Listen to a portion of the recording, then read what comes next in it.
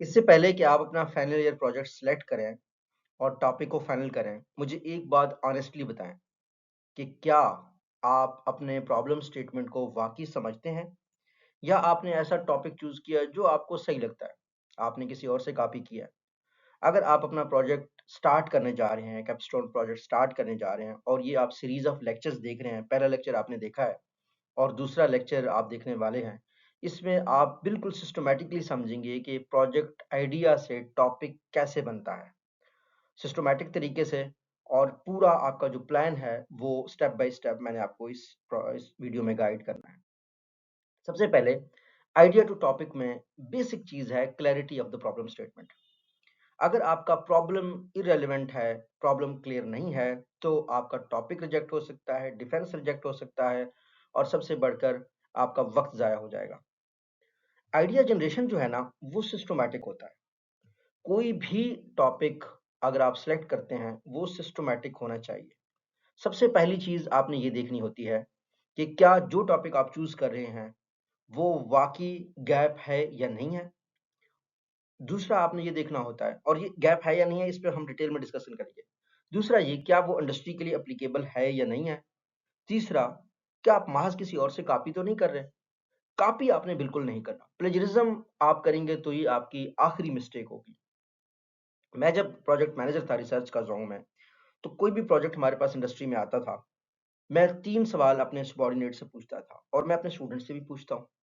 सबसे पहली बात तो ये है कि जिस प्रोजेक्ट पे आप काम कर रहे हैं, क्या इसका आपको बेनिफिट होगा करियर वाइज?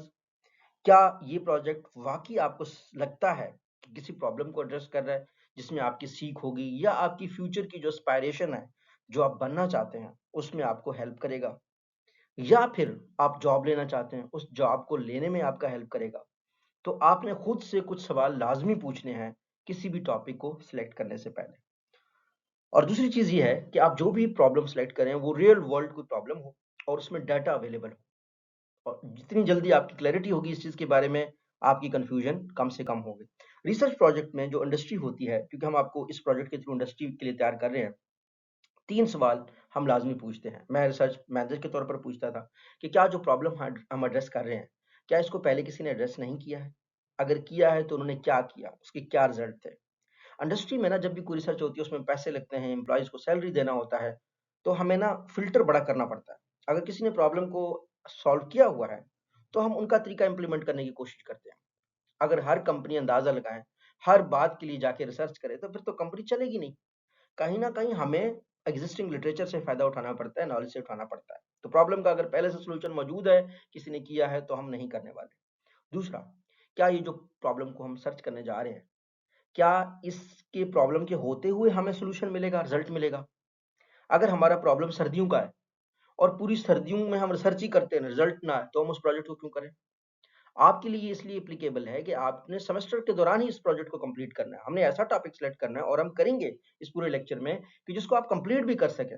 ये ना हो कि आप साल का प्रोजेक्ट उठा लें, 2 साल का प्रोजेक्ट उठा रहे हैं और काम आपका 6 महीने का हो। तीसरी चीज़ ये है कि आप कॉस्ट बेनिफिट एनालिसिस करें। आपका कितना खर्चा होगा, कितना फ़ायदा होगा। ऐसा प्रोजेक्ट भी आपने नहीं चूज़ करना कि आप कराची से डाटा इकट्ठा करेंगे, आप अमेरिका से करेंगे। भाई आप कैसे फ्लाइट लेके जाएँगे? आपके पास उतने एक्सपेंसेस नहीं है। तो आपने अपने बजट के हिसाब से, सेमेस्टर वाइज़ भी अपने बजट के हिसाब से, कंपनी में भी काम करें तो अपने बजट के हिसाब से करें और उस चीज़ का रिज़ल्ट अच्छा हो आपके लिए, कॉस्ट कम हो, बेनिफिट आपको ज़्यादा हो, ठीक है? तो यहाँ से हम शुरू कर रहे हैं सिस्टमैटिकली अपना टॉपिक। किसी भी प्रोजेक्ट के लिए कौन-कौन से सोर्सेज़ हो सकते हैं? पहला सोर्स है प्रॉब्लम्स जो कि small medium enterprises of Pakistan face करते हैं। कुछ नहीं करना आपने, घर से बाहर निकलना है, देखना है कौन सी फैक्ट्री है, कौन सी शॉप है, कौन सी दुकान है, कौन सी कंपनी है, उसको क्या प्रॉब्लम आते हैं। बहुत आसान तरीका। आप खुद एक सोसाइटी के मेंबर हैं, आप मोबाइल फ़ोन यूज़ करते हैं, आप हेडफ़ोन यूज़ करते हैं, आप चीज़ों को यूज़ करते हैं। आप बताएँ आपको कौन से प्रॉब्लम्स आ रहे हैं? अगर आप अपने प्रॉब्लम्स एड्रेस कर सकते हैं, तो we are done with the 90% of the topic. क्योंकि मोबाइल कंपनीज़ को जो प्रॉब्लम आपको फेस हो रहे होंगे, तो बाकी कस्टमर को भी फेस हो रही होगी। आपको पता है नाइकी कंपनी कैसे बनी थी? शूज़ बनाते हैं, 2 एथलीट्स थे भाई, उनको मसला होता था अपने चलने में।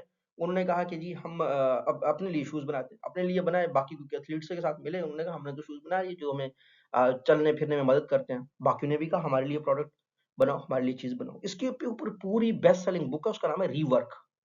कि कुछ भी आपने करना हो, अपने से किसी मसाइल को हल करो और उस तरह के लोगों को ढूंढो जिनको जो मसला आ रहा है, तो सबका मसला हल हो जाएगा। तो ऐसे करके भी आप कर सकते हैं। दूसरा जो तरीका है वो है digital transformation gaps in the organisations. एक बात तय है, एआई है, टेक्नोलॉजी है, कंपनियां आज भी पुराने निजाम पे जा रही है, कागज वाला सिस्टम। किसी भी कंपनी को चूज करें और उसके डिजिटल ट्रांसफॉर्मेशन को देखें।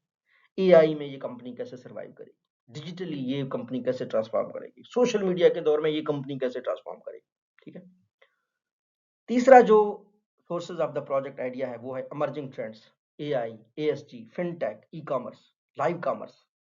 इसमें जो न्यू ट्रेंड्स हैं, ट्रेडिशनल कंपनीज कैसे खुद को कोप अप कर सकती हैं, नए स्टार्टअप्स कैसे काम करेंगे, नौजवानों के लिए क्या स्किल्स होंगे, पुराने लोग अपने स्किल्स को कैसे अपग्रेड करें, कंपनीज का इक्विपमेंट कैसे अपडेट हो, कंपनीज का इंफ्रास्ट्रक्चर कैसे अपडेट हो, कंपनीज का प्रोसेस कैसे अपडेट हो। यहाँ से आपको आइडियाज मिल जाएंगे। आखिरी जो चीज है वो है public sector inefficiencies and governance issues. सबसे बड़ा इशू पाकिस्तान में देखिए, गटर गायब हो जाते हैं। सबसे बड़ा इशू पाकिस्तान में लाइटें जगाते हैं, लोग लाइट लगा जाते हैं। सबसे बड़ा इशू जो भी हाउसिंग प्रोजेक्ट शुरू हो जाता है, पार्क की जगह छोड़ी होती है, कुछ देर बाद पार्क में भी कब्जा हो जाता है, घर बन जाते हैं लोगों के। सबसे बड़ा इशू, लोग गलियों पे काबिज हो जाते हैं, गली बनी हुई गवर्नमेंट की, उससे आगे निकल आ जाते हैं। सबसे बड़ा इशू आपके सेवरेज का इशू। सबसे बड़ा इशू माइंडसेट का इशू। पब्लिक सेक्टर के जो लोग हैं वो, उनकी अपनी इनएफिशिएंसीज है, वो ज्यादा एरिया को कैप्चर नहीं कर सकते। एआई के दौर में स्मार्ट सिटीज बन रहे हैं, कैसे कैप्चर होगा। स्किल गैप है लोगों के बीच में, टेक्नोलॉजी मान लगा भी लो तो भाई लोगों में स्किल गैप है, लोग नहीं कर पाते। ठीक है, तो यहां से आप जो है ना अपना प्रोजेक्ट का आइडिया ले सकते हैं। लेकिन एक चीज मेरी हमेशा याद रखें कि आप कुछ भी करें बेटा, वो आपके फ्यूचर गोल्स के साथ अलाइंड हो। आपके फाइनल प्रोजेक्ट से आपके सुपरवाइजर को कोई फायदा नहीं होगा, आपके फाइनल प्रोजेक्ट से आपके हेड को कोई फायदा नहीं होगा। आपके फाइनल प्रोजेक्ट का आखिरी जो बेनिफिशियरी है वो आप हैं। कुछ ऐसा आपने करना है जो आपकी जिंदगी को बेहतर करे, या तो आपको जॉब लेने में हेल्प करे, या आपकी किसी इंडस्ट्री के अंडरस्टैंडिंग में हेल्प करे। जो फिनटेक में जॉब करना चाहता है वो फिनटेक का प्रोजेक्ट चूज करे, जो एआई में जॉब करना चाहता है वो एआई का प्रोजेक्ट चूज करे, जिस बंदे ने एफएमसीजी में काम करना है, टेलीकॉम में काम करना है, उसका प्रोजेक्ट चूज करे। गैप निकाले, चाहे एकेडमिक गैप लिटरेचर से निकाले। आप अभी सर्च करो गूगल पे, टेलीकॉम कंपनीज को कौन से प्रॉब्लम फेस हो रहे हैं। चैट जीपीटी पे सर्च करो, वो बताएगा आपको। आप क्या उससे कोपायलट पे सर्च करो, ग्रोक पे सर्च करो, जेमिनाई से पूछो। इतने एआई के ऐप्स हैं, वो आपको बताएंगे इंडस्ट्री में क्या क्या है। और चांसेस आर, क्योंकि as a user of those companies, products, services, आपको जो प्रॉब्लम आ रहे हैं वो सबको आ रहे हैं। तो आइडिया जनरेशन आपके लिए बहुत आसान होगा। अगर फिर भी इशू आ रहा है, ये आपने 5 चीजें देखनी है और एक एक चीज वाइज आपने अपना आपने जो है ना अपना गैप अकॉर्डिंगली लिखना है, निकालना है। इंडस्ट्री बेस्ड प्रोजेक्ट के लिए आइडिया जनरेशन कैसे होता है? फॉर एग्जांपल बैंकिंग है, रिटेल है, टेलीकॉम है, मैन्युफैक्चरिंग है। सबसे पहला काम है आपका कि आप आइडेंटिफाई करें कि आपने कौन सी इंडस्ट्री में जाना है। बैंकिंग के अपने इश्यूज हैं, रिटेल के अपने इशू हैं, टेलीकॉम के अपने इशू हैं, मैन्युफैक्चरिंग वालों के अपने इशू हैं। इंडस्ट्री चूज किया आपने, आप वही चूज करें जिसमें आपका पैशन है, जो आपको ज्यादा समझ आता है। ठीक है। दूसरा, आइडेंटिफाई परफॉर्मेंस गैप्स। उन सब के परफॉर्मेंस गैप्स। देखिए आप टेलीकॉम के यूजर है ना, सिग्नल नहीं आते, परफॉर्मेंस गैप है। सिम नहीं मिलती, परफॉर्मेंस गैप है। पैसे सही नहीं कटते, परफॉर्मेंस गैप है। आप बैंकिंग के यूजर है ना, आपको एनुअल चार्जेस काटे, आपको बताया ही नहीं है। एटीएम हर जगह अवेलेबल नहीं है, आए दिन एटीएम बंद रहते हैं, ऐप नहीं चलता, ऐप की मेंटेनेंस होती है, परफॉर्मेंस प्रॉब्लम है। आप रिटेल के यूजर है ना, मंगवाया कुछ आया कुछ, रिटेल प्रॉब्लम है। लाइव सही चीजें वेबसाइट से नहीं चलती, रिटेल प्रॉब्लम। जो डिलीवरी वाला बंदा है वो सही नहीं है, रिटेल प्रॉब्लम। तो आपको देखो ना, आपको आइडियाज कैसे कैसे आ सकते हैं। तो identify the performance gap and challenge, ये आपके पास दूसरा तरीका था। तीसरा, जब आप प्रोजेक्ट चूज करें इंडस्ट्री का, तो ये जरूर देखें कि क्या आपको डाटा देंगे।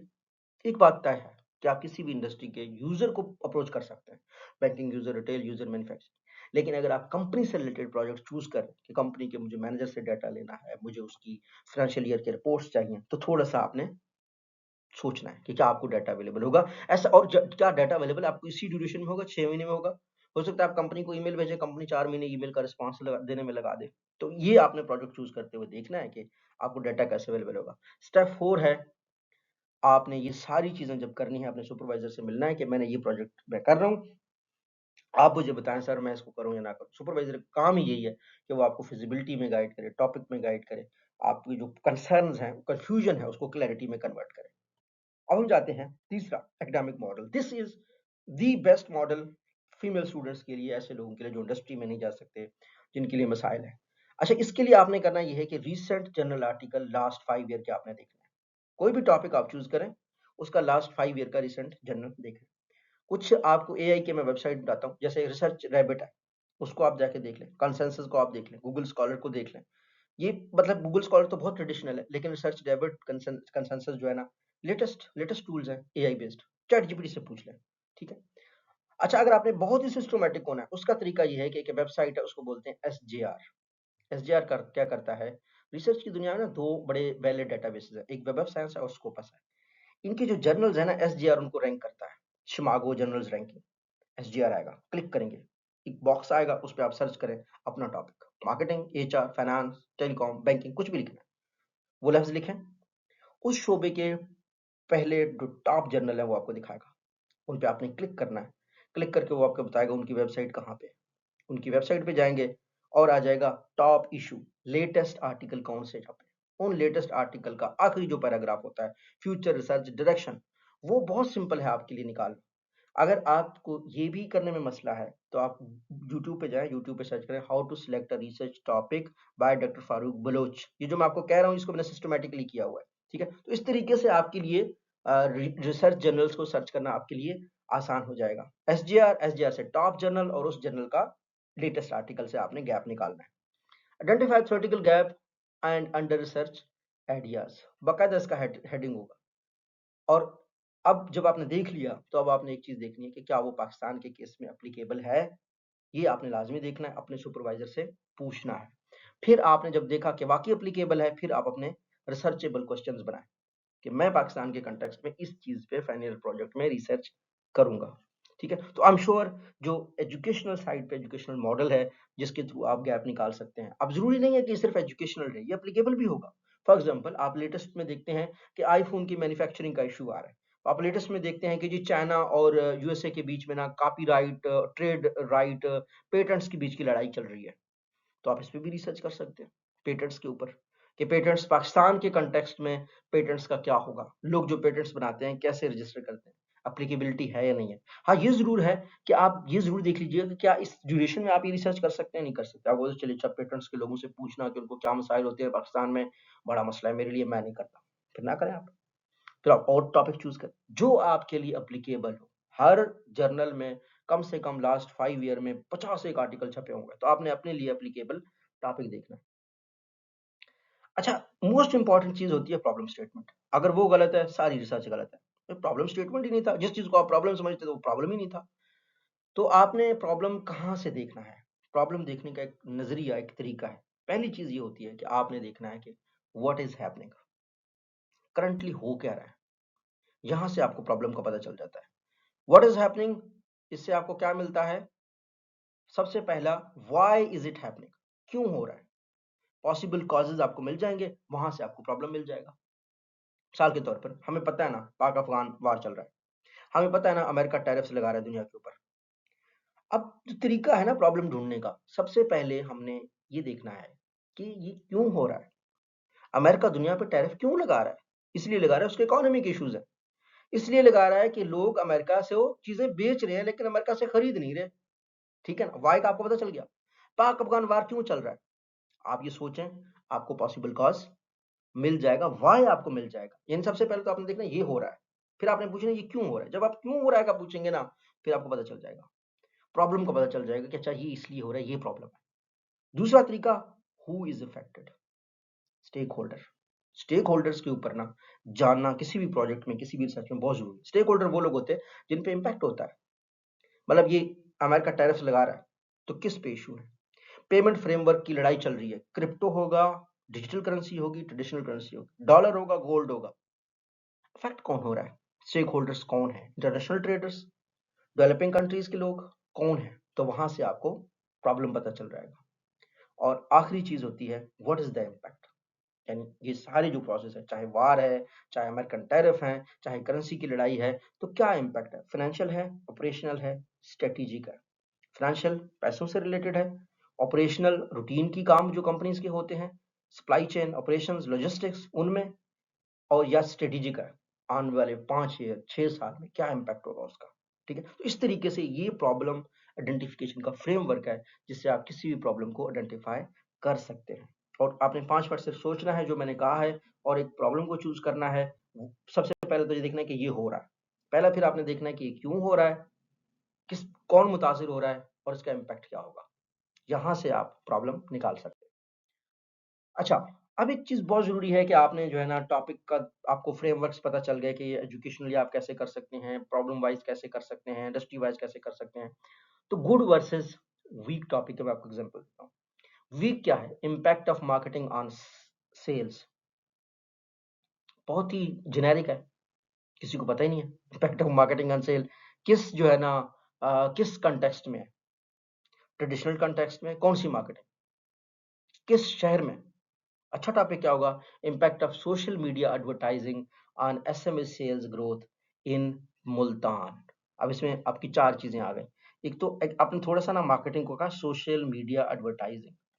मार्केटिंग का ना आप बिल्कुल आपने एक स्पेसिफिक चीज चूज किया है। फिर आपने इंडस्ट्री चूज की, स्मॉल मीडियम इंटरप्राइजेस, और उनका भी क्या? Sales growth. ठीक। और फिर इन मुल्तान आपने रीजन भी सिलेक्ट कर दिया, तो आपका टॉपिक थोड़ा सा नैरो हो गया और अच्छा बन गया है। अब ये क्या है? स्पेसिफिक है, मेजरेबल है, कंटेक्स्ट बेस्ड टॉपिक जो है ना बन गया है। और इस तरह के टॉपिक्स को आपका सुपरवाइजर भी प्रेफर करेगा, आप जिसके आगे डिफेंड करेंगे आपके लिए भी प्रेफर होगा। मैं अक्सर कहता हूं कि टॉपिक सिलेक्शन में ना 4 चीजें अगर आप हैं तो 4 चीजें अगर आपकी टॉपिक की हैं तो 90% प्रॉब्लम सॉल्व है। पहली चीज क्या है कि आपका मेन कंसेप्ट कौन सा है। ठीक है, कंसेप्ट से आप क्या निकालेंगे? Variables, 1 variable, 2 variable, 3 variable. For example मैं कहता हूं कि जी रिच लोगों पे हम स्टडी कर रहे हैं। रिच रिच होना ना एक कंसेप्ट है। अब रिच क्या है? मेजरेबल नहीं है। लेकिन रिच को मेजर करने के लिए वेरिएबल क्या बनेगा? वेरिएबल बनता है इनकम पर ईयर। ठीक है, अगर एक बंदे का इनकम जितना होगा उससे हमें आइडिया हो जाता है इनकम पर ईयर मेजरेबल है रिचनेस के लिए। ठीक है ना, ऐसे करके आप वेरिएबल बनाए। सबसे पहला काम होता है कंसेप्ट का। दूसरा, आपने इंडस्ट्री सिलेक्ट करना है। अच्छा, अगर लोग अमीर हो रहे हैं, इनकम पर ईयर जिन लोगों का बढ़ रहा है, तो वो कौन सी इंडस्ट्री के हैं, किस इंडस्ट्री के हैं। ठीक है, इंडस्ट्री हमने चेक करना है कि क्या अब एआई रिलेटेड लोग अमीर हो रहे हैं, क्या टेक कंपनीज के लोग अमीर हो रहे हैं। ठीक है, तो हम इंडस्ट्री चूज करते हैं। टॉपिक में पहली चीज क्या हो कि जैसे सोशल मीडिया एडवर्टाइजिंग है वो आ गया है। अब ये मेजरेबल है। इसी तरीके से इंडस्ट्री कौन सा है जी? एसएमई। इंडस्ट्री फर्दर भी अगर आप करना चाहते हैं, टेलीकॉम, बैंकिंग, मैन्युफैक्चरिंग, रिटेल, कोई भी कंपनी आप इंडस्ट्री चूज कर सकते हैं। ठीक है, आप कंपनी भी चूज कर सकते हैं क्योंकि फाइनल ईयर प्रोजेक्ट है आपका, उसमें थोड़ा टाइम है आपके पास, तो आप एक स्पेसिफिक कंपनी भी सिलेक्ट कर सकते हैं। अच्छा, उसके बाद क्या है? उसके पहला टॉपिक हो गया, दूसरा इंडस्ट्री हो गया, तीसरा रीजन। ठीक है ना, रीजन भी आपको क्या करता है? आपके टॉपिक को बहुत अच्छा बना देता है, इजी बना देता है। चाहिए माउस के साथ मैं लिख रहा हूँ तो थोड़ा सा ना खराब लिखा जा रहा है, लेकिन आई होप आप समझ रहे होंगे, मैं बोल भी तो रहा हूँ ना। तो रीजन जो है ना आपके लिए बड़ा जरूरी है। तो हमने कहा कि रिच, इंडस्ट्री और रीजन। आखिरी चीज है मेथडोलॉजी। आप कहें क्वांटिटेटिव स्टडी तो उसका मतलब आप सर्वे कर रहे हैं। ठीक है, आप कहें क्वालिटेटिव स्टडी तो इसका मतलब आप इंटरव्यूज कर रहे हैं। ठीक है, ऐसा करके आप जो है ना, या आप केस स्टडी कर रहे हैं तो आप केस स्टडी चूज करेंगे। अच्छा, यहाँ पे अभी तक टॉपिक में मैंने मेथड इसलिए नहीं किया क्योंकि जो हमारा थर्ड लेक्चर है ना वो मेथडोलॉजी के बारे में है। तो इस वजह से मैंने मेथडोलॉजी इंक्लूड नहीं किया है। लेकिन जब आप मेथडोलॉजी को पढ़ेंगे तो भी आपको एक एक लफ्ज की क्लैरिटी होगी। अब मुझे यकीन है कि आपको पता चल गया होगा कि आपके टॉपिक ने या तो एक मेन ब्रॉडर वेरिएबल बताना है कि कॉज और इफेक्ट बताना है, दो एक वेरिएबल हो जिनका आपस में रिलेशन बन रहा हो, दूसरा इंडस्ट्री हो, रीजन हो और मेथड हो। ठीक है, ये अगर आपका है तो 90% आपकी क्लैरिटी हो गई है। गुड टॉपिक ये है जिसमें चीजें स्पेसिफिक हैं, मेजरेबल हैं, सिटी रीजन पता है और मेथड भी पता है। ऐसा टॉपिक गुड टॉपिक में काउंट हो जाता है। और आपने वर्डिंग कैसे करनी है ये आपका सुपरवाइजर आपको गाइड करेगा, बाद में डिफेंस वाले भी आपको गाइड करते रहेंगे। लेकिन आपने 3-4 चीजें अपने टॉपिक की क्लियर करनी है तो आपकी क्लैरिटी में इजाफा हो जाएगा कि मैं कौन से सेक्टर पे, कौन से रीजन पे, किस ब्रॉडर टॉपिक पे काम कर रहा हूँ। बाद में जब हम रिसर्च करेंगे, लिटरेचर रिव्यू का भी एक मैंने टॉपिक रखा हुआ है आपको गाइड करने के लिए, मेथड का भी रखा हुआ है, एक एक चैप्टर में आपको क्या लिखना है वो भी मैंने आपको गाइड करना है। तो आप बेफिक्र हो जाए। लेकिन अभी आप सिर्फ टॉपिक के बारे में आइडिया से जब टॉपिक की तरफ मूव करें तो आपको ये 4 चीजें आपके टॉपिक में होनी चाहिए। फिर से रिपीट करता हूँ ताकि आपके लिए क्लैरिटी हो। Core concept, region, sector, method, 4 चीजें। अच्छा, topic screening checklist. Topic screening जब आप टॉपिक चूज कर लें तो अब हम एक स्टेप आगे जा रहे हैं। हमने ये देखना है प्रॉब्लम क्लियरली डिफाइंड। हर दफा हमने बार बार चेक करना है क्योंकि प्रॉब्लम में अगर प्रॉब्लम है तो उसका मतलब है कि हम एक ऐसी चीज पे ऊपर सर्च कर रहे हैं जो जिसकी फाउंडेशन ही गलत है। लेकिन उसके बाद आपने देख लेना ये है कि क्या उसका डाटा एक टाइमलाइन में एक्सेसिबल है, सेमेस्टर के बीच में 1 महीने में कर सकते हो, 2 महीने में कर सकते हो। दूसरा, क्या ये आपकी स्पेशलाइजेशन के अराउंड है? अगर एक बच्चा फाइनेंस में कर रहा है तो मार्केटिंग का टॉपिक चूज कर सकता है। अगर एक बच्चा फाइनेंस में कर रहा है तो वो एचआर का टॉपिक भी चूज कर सकता है। लेकिन क्यों करे? तो आपने स्पेशलाइजेशन जब एचआर की करनी है तो आपको प्रोजेक्ट भी एचआर का होना चाहिए। आप अगर जाते टेलीकॉम कंपनीज में जाना चाह रहे हैं, काम करना चाह रहे हैं, तो आप बैंकिंग का टॉपिक क्यों चूज करें? बैंकिंग में जाना चाह रहे हैं तो टेलीकॉम का क्यों चूज करें? तो देखिए ना, आपका करियर अलाइन, मैंने आपको पहले कहा था, टॉपिक आपके करियर से अलाइन होना चाहिए। इसी तरीके से आपका जो प्रोजेक्ट है वो आपकी स्पेशलाइजेशन में ही होना चाहिए। Does it contribute practical value? ये आपने लाजमी देखना है कि क्या इसका कोई प्रैक्टिकल वैल्यू है। मैं इसका बहुत सिंपल टेस्ट आपको बताता हूँ। अगर आप अपना फाइनल ईयर प्रोजेक्ट करके उसका जब प्रिंट लेंगे ना, आपको फख्र हो कि मैं इसको अगर जाके फलानी कंपनी में बॉस के साथ किसी इंटरव्यू में अपने साथ लेके जा सकता हूँ कि मैंने आपके एरिया में ये काम किया, तो आपका काम प्रैक्टिकल है। अगर आपको ये ज़हन में आए कि अब मुझे ये काम जो है ना टेलीकॉम वालों को शेयर करना चाहिए, एसएमई को, रिटेल वाले लोगों को शेयर करना चाहिए कि मैंने ये काम किया है, तो आपका काम प्रैक्टिकल है और वैल्यूएबल है। और आखिरी चीज़, is it ethically sound? Ethically ठीक है। अगर आप मिसाल के तौर पर वाक़ई आपने उन किसी कंपनी के कंज्यूमर से डाटा इकट्ठा किया, उसका एनालिसिस किया, तो आप दिखाएँ, एथिकली सही है। लेकिन अगर आपने डाटा ही गलत इकट्ठा किया है, तो फिर आप ना जाएँ, एथिकली आप गलत है और रिज़ल्ट भी ऑब्वियसली गलत होंगे। इंडस्ट्री वाले के पास जाएँगे, वो कहेगा देखिए हम तो खुद सर्वे करते हैं, हमारा रिज़ल्ट ये आ रहा है, आपका रिज़ल्ट ये आ रहा है। तो आपने ये चारों चीज़ें लाज़मी टॉपिक स्क्रीनिंग की चेकलिस्ट लेनी है और ये सारी आपकी पॉज़िटिव होनी चाहिए। यानी डाटा आप सेमेस्टर की तक इकट्ठा कर सको, प्रोजेक्ट को कंप्लीट कर सको, आपकी स्पेशलाइज़ेशन के साथ अलाइन्ड हो, आपके करियर के साथ अलाइन्ड हो, प्रैक्टिकल हो और एथिकल हो। एनपैक की कुछ गाइडलाइंस हैं, नेशनल एक्रेडिटेशन बिजनेस काउंसिल की, वो भी हमने लाजमी देखनी है। हमने स्ट्रेटेजिक मैनेजमेंट एंड गवर्नेंस देखनी है अपने प्रोजेक्ट में। फाइनेंशियल परफॉर्मेंस, रिस्क एनालिसिस करना है, ह्यूमन रिसोर्स इफेक्टिवनेस को देखना है, मार्केटिंग एनालिटिक्स, कंज्यूमर बिहेवियर को देखना है, ऑपरेशन एंड सप्लाई चेन को देखना है। अच्छा, ये वो स्पेशलाइजेशन है, इनमें से आप टॉपिक चूज कर सकते हैं।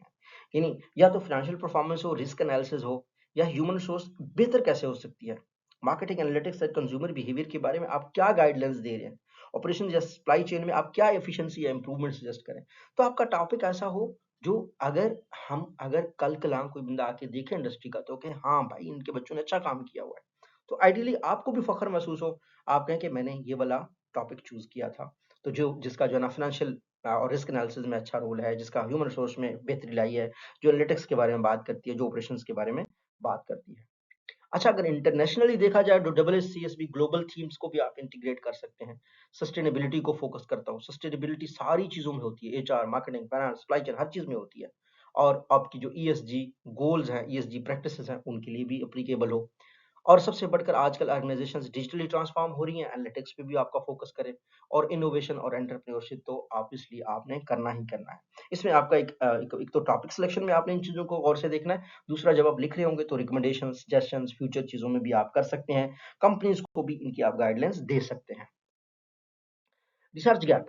रिसर्च गैप में हम क्या करते हैं कि compare existing studies with the current industry practices, look for contradictions and unexplored context, identify missing variables and updated models, contextualize gap within Pakistani market. तो ये रिसर्च गैप से भी आप आइडिया चूज कर सकते हैं। हम बार बार ये double C S B N N double C S B N back, ये रिसर्च गैप आइडेंटिफिकेशन इसलिए कर रहे हैं ताकि ये आपके आइडिया को एक टॉपिक में एड्रेस कर सकें। गैप एनालिसिस मॉडल में आपने क्या करना है, इंटरनल कैपेबिलिटी गैप, किसी भी कंपनी की अगर आपने गैप देखनी है तो आपने, यानी बेसिकली ये है current performance versus desired performance. इसको हमने पहले डिटेल में डिस्कस किया है, लेकिन थोड़ा सा एक चेकलिस्ट है आपके लिए कि आप किसी भी कंपनी के इंटरनल कैपेबिलिटी गैप पे भी फाइनल ईयर प्रोजेक्ट कर सकते हैं, आप मार्केट एक्सपेक्टेशन गैप पे भी कर सकते हैं। ये अच्छे कपड़े नहीं मिल रहे, अच्छे बार बार ब्रांड्स आ रहे हैं, लोगों के लिए स्पेस हो रहा है, तो उसको आप देख सकते हैं मार्केट की एक्सपेक्टेशंस क्या है, उसके गैप पे आप फाइनल ईयर प्रोजेक्ट कर सकते हैं। और टेक्नोलॉजी एक्सेप्टेंस अडॉप्शन के गैप के ऊपर भी आप टॉपिक सेलेक्ट कर सकते हैं। क्लियर प्रॉब्लम स्टेटमेंट के लिए ना आपने 3 से 4 सेंटेंसेस में प्रॉब्लम बताना है। तो आप कहीं कोई भी फाइनल ईयर प्रोजेक्ट कर रहे हो, कोई आपसे पूछे किस चीज़ पे कर रहे हैं, तो आपको ये क्लियर होना चाहिए। पॉपुलेशन और ऑर्गेनाइजेशन आपने लाज़मी आइडेंटिफाई करना है कि कितने लोग हैं उस प्रॉब्लम स्टेटमेंट में या कितनी ऑर्गेनाइजेशंस हैं। Highest highlight the consequences of the problem, वो जो प्रॉब्लम है उसके कॉन्सिक्वेंसेस क्या हैं। और जेनेरिक लैंग्वेज से अवॉइड करें, वेग बातों से अवॉइड करें। जब आपके पास 3 से 4 सेंटेंसेस हैं अपना प्रॉब्लम स्टेटमेंट लिखने के लिए, तो आपने एक बहुत जानदार प्रॉब्लम स्टेटमेंट लिखनी है, जो उन लोगों का बताए, उस ऑर्गेनाइजेशन का बताए, consequences of the problem detail में बताए। स्ट्रॉन्ग रिसर्च ऑब्जेक्टिव्स आपका, जब अब क्योंकि आपने प्रॉब्लम स्टेटमेंट कर लिया है, अब आपने अपने रिसर्च ऑब्जेक्टिव्स लिखने हैं। आपने जो है ना एक्शन वर्ब्स लिखने हैं जब भी आप ऑब्जेक्टिव्स को लिखें। एक्शन वर्ब्स कैसे होते हैं? जैसे एग्जामिन, एनालाइज, इवैल्यूएट, असेस, ये वो चीजें होती हैं जो आपके ऑब्जेक्टिव्स होते हैं। तो आपने क्या करना है, अपने फाइनल ईयर प्रोजेक्ट के जो ऑब्जेक्टिव्स हैं वो ज्यादा ना रखें। ये ना हो कि 20-20 ऑब्जेक्टिव्स हैं, जिन्हें 3 से 5 मेजरेबल ऑब्जेक्टिव्स रखें अपनी स्टडी के, ठीक है? और प्रॉब्लम स्टेटमेंट के साथ आपके अलाइंड हो, यानी आपके जो ऑब्जेक्टिव्स हैं वो प्रॉब्लम स्टेटमेंट को ही जो है ना एड्रेस कर रहे हो, ठीक है? उनके साथ अलाइंड होनी चाहिए। और मेथोडोलॉजी सेक्शन भी आपका गाइड कर रहे हो। जब कहते हैं ना एग्जामिन, एनालाइज, इवैल्यूएट, असेस, तो इसमें साथ साथ में क्या होगा, तो ये मेथोडोलॉजी को भी खुद ब खुद ये एड्रेस कर रहे हैं कि आप एग्जामिन करने जा रहे हैं, आप एनालाइज करने जा रहे हैं। तो ये हैं स्ट्रॉन्ग रिसर्च ऑब्जेक्टिव राइटिंग के तरीके। अच्छा, रिसर्च क्वेश्चंस क्या होने चाहिए? क्लियर, फोकस्ड और रिसर्चेबल होने चाहिए। Directly drive from the objectives, ये आपके ऑब्जेक्टिव से ही निकलेंगे। आपने क्या करना है? अवॉइड यस और no format questions, ensure data can answer the questions. ये नहीं करना आपके यस और नो जैसे सिंपल सा क्वेश्चन आपने पूछा, नहीं, ऑब्जेक्टिव से ड्राइव दो। एग्जामिन, एनालाइज, आपने कहा असेस किया, इसका मतलब ये है कि जब आप एग्जामिन करने जा रहे हैं, जब आप एनालाइज करने जा रहे हैं, जब आप असेस करने जा रहे हैं, तो ये सिंपल रिसर्च ऑब्जेक्टिव आपका नहीं है। जब ये क्वेश्चन में भी कन्वर्ट होगा तो ये सिंपल नहीं रहेगा, यस और नो जैसा नहीं रहेगा, बल्कि वो भी यही डिमांड करेगा कि इसको एग्जामिन करना पड़े, एनालाइज करना पड़े, असेस करना पड़े। तो ये आपके ऑब्जेक्टिव से ही ड्राइव होते हैं आपके रिसर्च क्वेश्चन। अच्छा, अब आपने ऑब्जेक्ट प्रॉब्लम स्टेटमेंट देख लिया, ऑब्जेक्टिव्स देख लिए, आपने क्वेश्चंस देख लिए, अब आपने कंसेप्चुअल फ्रेमवर्क डेवलपमेंट करना है। Identify independent and dependent variables. Obviously आपने कहा ना कि आपने किसी प्रॉब्लम को एड्रेस किया, तो हमने क्या कहा था, प्रॉब्लम में क्या होगा कि कोई करंट चीज क्या हो रहा है, फिर उसका वाई देखें, फिर उसका हाउ देखें, और ये देखें कि कौन इम्पैक्ट हो रहा है। तो जब आप देखेंगे ना कौन इम्पैक्ट हो रहा है, क्या रिजल्ट आ रहा है, तो क्या हो जाएगा, काज एंड इफेक्ट हो जाएगा। और वेरिएबल इसमें आपने करना ये है, फिर आप अब ऑब्जेक्टिव्स बनाएंगे, क्वेश्चंस बनाएंगे, अब आप क्या करें, कंसेप्चुअल फ्रेमवर्क बनाएं। इसमें आपने क्या करना है, link the variable logically using theory. Theory का वर्ड पहली दफा यूज हुआ, तो मैं आपको बता देता हूँ कि थ्योरी क्या होती है। थ्योरी रिसर्च की दुनिया में ना बहुत एक रिस्पेक्टेबल वर्ड है। थ्योरी का मतलब ये है कि किसी भी प्रोसेस, फिनोमिना के बारे में हमने, रिसर्चर्स ने इतनी रिसर्च की है कि हमें लगा कि अच्छा ये एक मॉडल है, ये एक फ्रेमवर्क है जो अप्लीकेबल है अक्रॉस द इंडस्ट्रीज। जैसे एक थ्योरी है, एक मॉडल है, उसको हम कहते हैं टेक्नोलॉजी एक्सेप्टेंस मॉडल। वो मॉडल कहता है कि टेक्नोलॉजी लोग तब एक्सेप्ट करेंगे जब वो क्या होगा, इजी टू यूज होगा, एक वेरिएबल है उसका, और क्या होगा, यूजफुलनेस उसकी होगी, ठीक है, और तीसरा, जब वो सोसाइटी में सब्जेक्टिव नॉर्म बन जाएगा, हर बंदा उसको यूज कर रहा होगा। अब ये जो इजी टू यूज है ना, ये क्या है, ये वेरिएबल है। यूजफुलनेस ये एक वेरिएबल है। अब ये जो इजी टू यूज है ना, ये इसके बेस पे आपकी सारी कंपनियां बनी हुई है। गूगल अगर इजी टू यूज है तो लोग यूज करेंगे, कंपनियां, अगर ये वीडियो देखना आपके लिए इजी है तो आप देखेंगे। अगर मैं इसको देखना ही मुश्किल कर दूं तो डेफिनेटली आवाज सही नहीं आ रही, इसमें लिखा हुआ जो लफ्ज है वो क्लियर नहीं आ रहा, तो क्या हो जाएगा, डिफिकल्ट टू यूज हो जाएगा। तो अब वो जो थ्योरी है वो दुनिया की सारी कंपनियां क्या करती हैं, फॉलो करती हैं, इजी टू यूज बनाती हैं, उसको यूजफुल बनाती हैं। और हर बंदा जब उसको यूज कर रहा होता है, मतलब हर तीसरा बंदा फेसबुक पे आ गया, तो क्या होगा, चौथा बंदा भी फेसबुक पे आ जाएगा। हर तीसरा बंदा लैपटॉप यूज कर रहा है, तो एक सब्जेक्टिव नॉर्म हो जाता है, एक सोसाइटी का कंपलसरी हो जाता है। एक ऑर्गेनाइजेशन में अगर हर बंदा यूनिफॉर्म पहन रहा है तो हर बंदा डेफिनेटली वहां जाके यूनिफॉर्म ही पहनेगा, ठीक है। तो ये हमने लिंक करना है वेरिएबल्स को लॉजिकली, कि अगर हमने टेक्नोलॉजी एक्सेप्टेंस हमारा आखिरी गोल है, तो हमारा डिपेंडेंट वेरिएबल है, तो उसके independent variable ease of use होगा, यूजफुलनेस होगा, सब्जेक्टिव नॉर्म होंगे। सिंपल विजुअल डायग्राम बनाए। डायग्राम कैसे बनाना है कि जी ये इंडिपेंडेंट वेरिएबल है, ये इंडिपेंडेंट वेरिएबल है, ये इंडिपेंडेंट वेरिएबल है, ये मेरा डिपेंडेंट वेरिएबल है, ठीक है, टेक्नोलॉजी एक्सेप्टेंस। तो ईज ऑफ यूज को मैंने क्या करना है, यूं लिंक करना है इसके साथ, मैंने क्या करना है, फिर उसके बाद लिंक करना है यूजफुलनेस को, और फिर ऐसे करके मैंने लिंक करना है किस चीज को, अपने सब्जेक्टिव नॉर्म को। तो नॉर्मली हम इनको ऐसे ड्रॉ करते हैं, ये गोल ड्रॉ नहीं करते। तो इस तरीके मजीद मैं आपको गाइड करूंगा जो जो हम आगे जा रहे होंगे। हम इसमें theoretical support from the literature लाजमी करना है। ऑब्वियसली जो वेरिएबल्स मैंने चूज किए, तो मैंने कहाँ से यूज किए, टेक्नोलॉजी एक्सेप्टेंस मॉडल जो कि डेविस ने दिया। उसके बाद वेंकटेश ने यूटीए यूटी 1 दिया, यूटीए यूटी 2 दिया। तो उसके साथ-साथ में आपको हर एक वेरिएबल को मेज़र करने के फैक्टर्स भी मिल जाते हैं, इसके फिर फर्दर और आइटम्स हो जाएँगे। हर एक इनको हम ना वैसे रिसर्च की तरफ मैं ज़्यादा नहीं जा रहा, अगर आप लोग को बीआरएम का सब्जेक्ट मैंने पढ़ाया हो तो ये वाली सारी चीज़ें मैं आपको डिस्कस की होंगी। अदरवाइज़ बीआरएम का भी मेरे पास एक पूरा रिसर्च कोर्स है, doctor Farooq Baloch business AI research के ऊपर, तो आप सारा बीआरएम भी समझ सकते हैं। तो इन सब के जो है ना इस तरीके से करके क्वेश्चंस बनेंगे, क्वेश्चन से ये मेजर होंगे, ये मेजर होंगे, ये मेजर होंगे, फिर इनका रिलेशनशिप हमने थ्रू आवर एनालिसिस करना है। अभी तक आपने सिर्फ फ्रेमवर्क को बनाना सीखना है कि अच्छा ये बनता है ऐसे।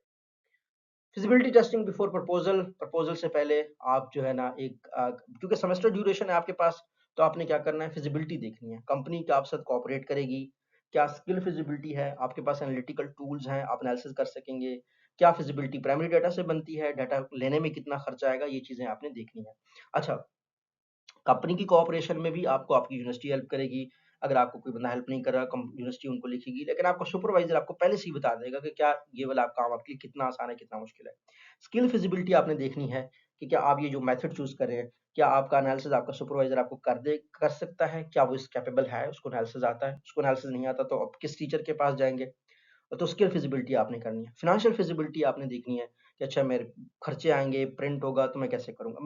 मैं प्रिंट नहीं करता, मैं गूगल फॉर्म बना के डाटा कलेक्ट कर सकता हूँ। तो वो आपके लिए आपने अकॉर्डिंगली अपना फिजिबिलिटी बनाना है फाइनल ईयर प्रोजेक्ट का। स्ट्रक्चर क्या होगा, ओवरव्यू क्या होगा? सबसे पहले टाइटल और बैकग्राउंड हमने देखना है। जो प्रपोज़ल हम बनाते हैं फाइनल ईयर प्रोजेक्ट का, उसमें प्रॉब्लम स्टेटमेंट होता है, रिसर्च ऑब्जेक्टिव होता है, लिटरेचर रिव्यू होता है, प्रपोज्ड मेथोडोलॉजी होता है और एक्सपेक्टेड कंट्रीब्यूशंस होती हैं। इसमें एक चीज़ आप ऐड कर दें, वो है गैंट चार्ट। गैंट चार्ट ये होगा कि इसमें आप एक-एक माइलस्टोन बता देंगे कि जी मैंने इस चीज़ को इतनी देर में करना है। मैंने अभी जो है ना अपना प्रपोज़ल अप्रूव करवा के फिर डाटा कलेक्शन जाना है, फिर एनालिसिस करना है, फिर फाइनल रिपोर्ट जमा करवाना है। तो आपके पास माइलस्टोन होंगे, ये आपको आपका सुपरवाइजर भी साथ-साथ में गाइड करता रहेगा। ये प्रपोज़ल का स्ट्रक्चर होगा। Writing an effective title.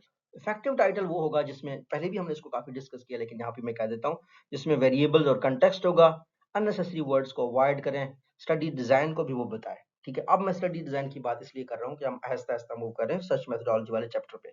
पहले मैंने आपको कहा था कि उसमें क्या होना चाहिए, जो जो हमने गुड और बैड वीक और स्ट्रॉन्ग टॉपिक की बात की थी, वहाँ पे मैंने कहा कि एक अच्छा टॉपिक वो होता है, जिसमें एक अच्छा टाइटल वो होता है, जिसमें क्या हो जिसमें वेरिएबल्स हो, जिसे हमने कहा था सोशल मीडिया एडवर्टाइजिंग, फिर उसमें रीजन हो, उसमें क्या हो सेक्टर हो, इंडस्ट्री हो जिसमें आप रिसर्च करें और आखिर में उसके पास मेथड को भी वो हाईलाइट करें। अच्छा, सुपरवाइजर की जो कंसल्टेशन स्ट्रेटजी है वो ये है कि सुपरवाइजर के पास स्ट्रक्चर आइडियाज को ले जाएं, रिफाइनमेंट और मॉडिफिकेशन के लिए रेडी हूँ। आप ब्रेनस्टॉर्म करें सुपरवाइजर के साथ और डॉक्यूमेंट्स के साथ अपना फीडबैक और रिवीजन जमा करते रहें, ट्रैक करते रहें, सर आपने ये कहा था, ये किया, ये कहा, ये क्या। एक बेशक आप एक जो है ना एक लेजर मेंटेन करें सुपरवाइजर के साथ इंटरेक्शन की कि मैं उस दिन मिला, ऐसे मैंने उससे बात की थी। प्रपोजल अप्रूवल का प्रोसेस यूनिवर्सिटी टू यूनिवर्सिटी होगा, लेकिन इसका बेहतरीन तरीका ये है कि आप सुपरवाइजर को जमा करवाएं, रिवाइज करें फीडबैक के मुताबिक, फिर डिपार्टमेंटल अप्रूवल रिक्वायर्ड है हेड की, कोऑर्डिनेटर की, वो लें और लिटरेचर रिव्यू करें।